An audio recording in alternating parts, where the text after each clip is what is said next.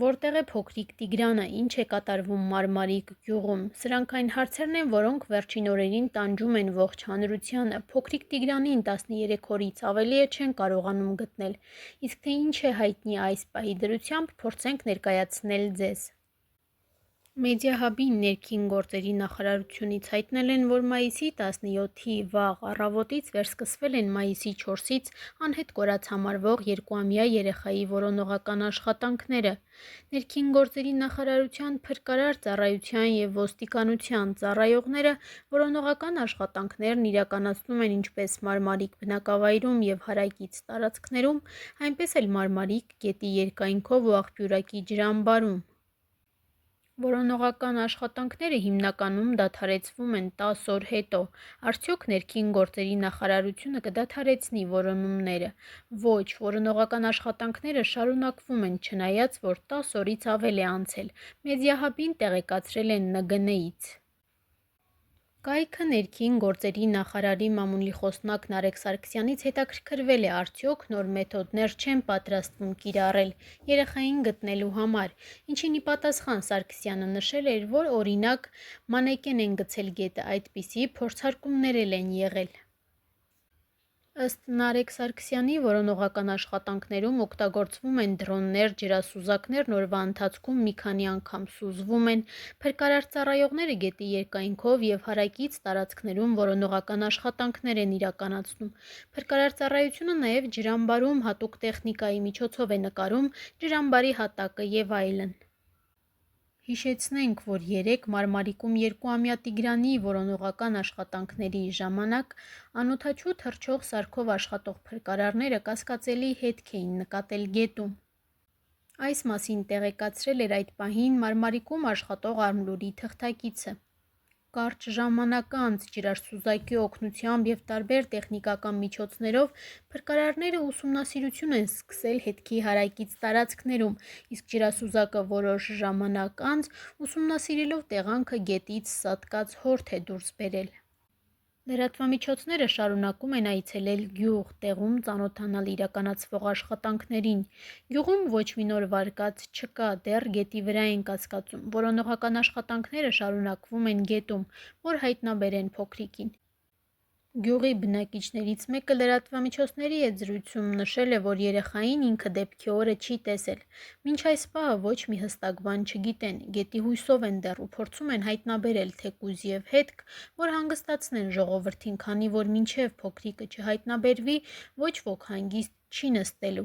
Անդրադառնալով առևանգման վարկածին, բնակիչը նշում է, քանի որ չեն գտնում գետում, իրենց մտքին էլ արդեն այդ վարկածն է գալիս։ Առաջին անգամ ենք լսում, որ մեր գյուղից երեխա գողանան, բայց եթե ջրում հետք չեն գտնում, մարդ ենք, ամեն բան էլ կարող ենք եզրակացնել։ Մարմարիկի բնակիչը նաև տեղեկացրել է, որ մինչ այս պահը գետն ընկած քաղաքացիներին միշտ կարողացել են հայտնաբերել, և նման բան դեռ չի եղել, որ գետն ընկնեն ու չհայտնաբերվեն կամ, որ ավելի սարսափելի է, գյուղից մարդ գողանան։ Մարզային փրկարարական վարչության պետն էլ լրագրողների հետ զրույցում նշել էր, որ հավանական է, որ աղբյուրակի ջրամբարում կկարողանան արդեն ինչ-որ արդյունքի հասնել։ Նրա խոսքով բնակավայրում ինչքան շենք-շինություններ, հարակից տարածքներ կան, փրկարարները ներկա պահին ինտենսիվ ձևով իրականացնում են որոնողական աշխատանքները։ Փրկարարների աշխատանքը դժվարացնում են տեղացած հորդառատ անձրևները, բայց չնայած դրան աշխատանքները շարունակվում են։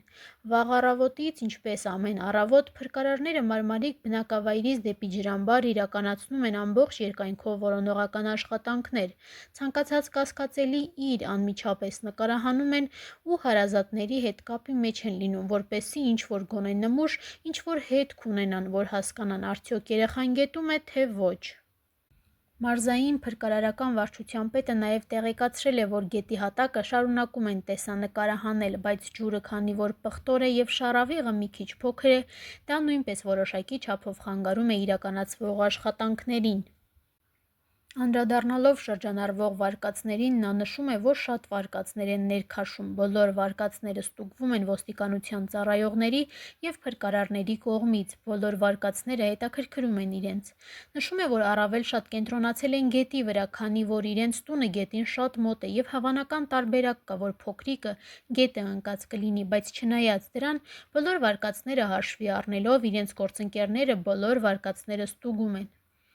Դիտարկմանը իսկ անտառում ստուգումներ իրականացվել են, քանի որ այն ևս մոտ է տանը, ՓՑ վարչության պետը նշել է, որ անտառում որոնողական աշխատանքներ ևս իրականացնում են առաջին իսկ օրվանից, մինչև այս պահը որևէ տեղում որևէ հետք դեռևս չի հայտնաբերվել։ Թեև որոնողական աշխատանքները մինչ այս պահը որևէ արդյունք չեն տվել, բայց բոլորն են ցանկանում, որ թեկուզ և այսքան օր անց վերջապես լավ լուր լսեն, որ Տիգրանը ողջ է և հայտնաբերվել է։ Երկուամյա Տիգրանի կորելու մասին տեղեկությունը ցավոք շահարկվում է տարբեր անձանց կողմից, ավելին կան մարդիկ, որոնք առանց հիմքերի մեղադրում են ծնողներին առանց հաշվի առնելու իրավիճակի լրջությունը, չեն կորցնում պահը այդքան նուրբ թեմայով հանրության աչքի առաջ հայտնվելու, առանց երկար բարակ մտածելու ասում են այն, ինչի կարիքն այս պահին ամենևին էլ էական չէ։ Ծնողների հոգեվիճակն անելանելի է, ցավը աննկարագրելի, հանրությանը նույնիսկ փոքրիկի հայրն է մի քանի անգամ դիմել խնդրանքով.